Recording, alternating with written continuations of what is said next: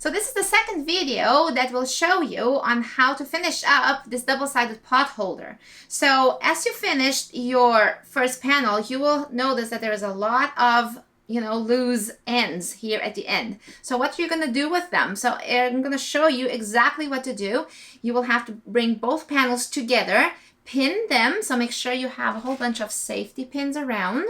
So pin both panels together, all right? And then we tuck in those loose ends, and then you do single crochet all around, all right? So it's a little kind of annoying maybe to deal with all those strings, but be patient and make sure you tuck them in nicely and pin the work well, and I'm sure you're well off to success and finish this one here really well. In this video, I'm going to show you how to join two square pieces when you have a lot of loose ends. All right, so we were doing all kinds of changing color here, so we ended up with all bunch of fuzz here. And because this is going to be joined, these guys here, they will all tuck in and nobody will see them. So you don't need to cut them short. Just leave them there, and I'll show you what to do. This piece here is a just like a lesson 2 from my learning how to crochet projects. It is exactly like this one here, 22 chains with 21 single crochets going back and forth. But the difference is I'm not changing color, so it ends up being exactly the same size. So for this one here, you are going to need some safety pins. Okay, so what you do is, especially the colorful one, you need to observe which one is the right side and the wrong side. It's always a little tricky. So what do you think is the right side and the wrong side?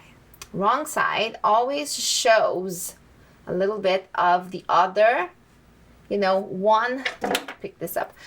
One row always shows on the other row, see? You can see that very well when it's colorful. When it's not colorful, honestly, it's almost really no difference. But when you see the colors, you do see the difference. So this is the wrong side. This is the right side. It just looks neater. Here, honestly, I can't see the difference. All right. You want the right side showing. So make sure that the right side is in the top. So join both squares. And what you do is you bring all these ends into the square as much as you can. All right. And then safety pin, about 4 safety pins on each side. Okay. The safety pin is important to keep the two pieces together evenly throughout the single crochet that I'm going to do all around. And then of course it helps to just keep all these fuzz in. So just tuck them in. Yeah, this is really not a big deal, okay? So I'm going to pass forward. It's kind of like wrestling a little bit with all these ends. They're naughty. So just do as best as you can. Tuck them in, and nobody will see them later, okay? There, all pinned, and the ends are all hidden. Yeah, so now as we are going to single crochet around here, nobody will ever know that the inside is all full of loose ends. It really kind of like hides them nice and well. Sometimes they want to escape, so you might have to just make sure as we get to the side that you, again, just tuck them in really nice. Okay, so I'm going to do red, and you may just start at pretty much any side. I kind of like to start at this one here where the ends are kind of like a little on the loose side, so just make sure that just gets taken care of. All right, so what I'm gonna do is, it's more or less for every 2 rows I do a single crochet. So 2 here, 2 here, 2 here, and so on and so forth. So I don't start exactly on the corner, just slightly away from the corner. And you have to insert the hook in the front panel and make sure it goes through the next panel. you grab the yarn and do a loop. That's your beginning. And then do one more just next to it. It's kind of hard to find the perfect spots, usually a little tight. So wherever it just fits in easy, that's the place to go. And then you do a single crochet. So it's like you're single crocheting on stitches, but instead of you just using the edge of your work. When we get to the corners, that's where we have to pay attention and put more single crochets there to round up the corner.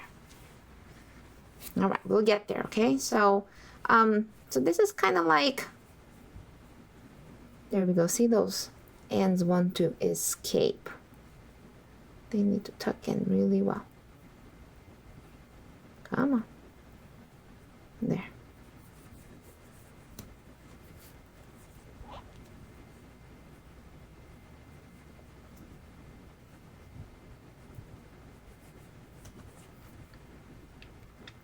So this is slower work, of course, because you're jiggling here 2 panels. So it's thick work. So you just have to be patient here, okay? Remember those ends want to escape, so tuck them in before before you proceed. So I'm gonna meet you when I am at the end right here. All right, so here I am at the corner. So when we hit the corner, we need to make sure we round up the corner nice. Otherwise, and that we put enough single crochets here to go over this corner. Otherwise, your corner will shrivel up when it's done. So I did 2 here, so I think I have room to do 1 more about here. And then on the next one, did I get that? Yeah. So then on the next one, I'm gonna do 2 in the same space, nice and loose. There we go, see? So it makes a nice roundish corner. And then from here, I move on. So this is when my stripes are now on a horizontal. So my stitches in the top are a little bit clearer, so it's a little easier to insert the hook.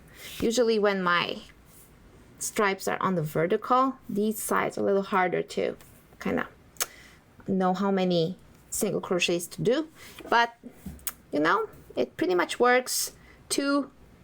One single crochet for each row. That's pretty much what it came up to. All right. Okay, so here I'm gonna move on, and then I meet you at the end, and we will do the corner together one more time. Okay.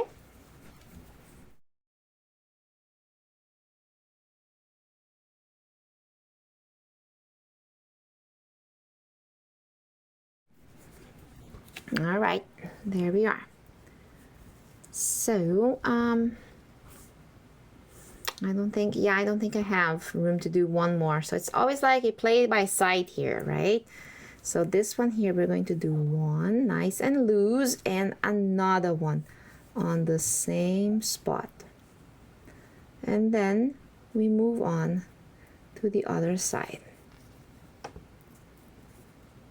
There we go. So about 1 for each row. All right. So that's it. I'm going to finish this up, and then we'll meet this one here. You know, it's the same thing, same idea. I already showed it to you 2 times. So when you get here, 2 on that corner, and then finish up. I'll meet you when I'm at the end. All right, almost at the end. Look at that. Looks cute, doesn't it? All right, so we're gonna finish up a couple of stitches here. Do 1 more corner. Don't worry about this loose end here. I will show you what to do with that thing. And of course, this one here is gonna become a loose end, an open end as well, right? So here we go. Finish up a few. So we need to round up this corner here too.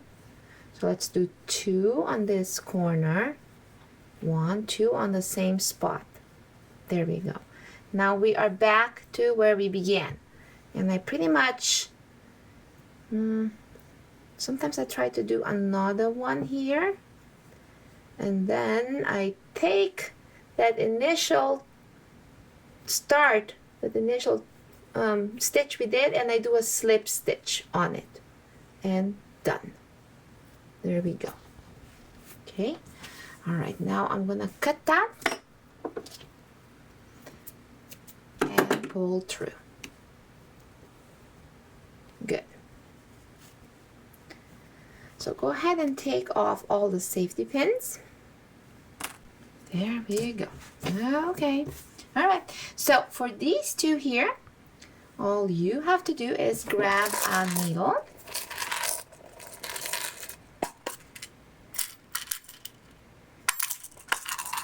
And what you will do, you will bring these ends into the dishcloth. And remember, your dishcloth has two parts, right? So what you have to do, you simply poke it in, and it's floating in there somewhere, and poke it out kind of like wherever. See? Then stretch it.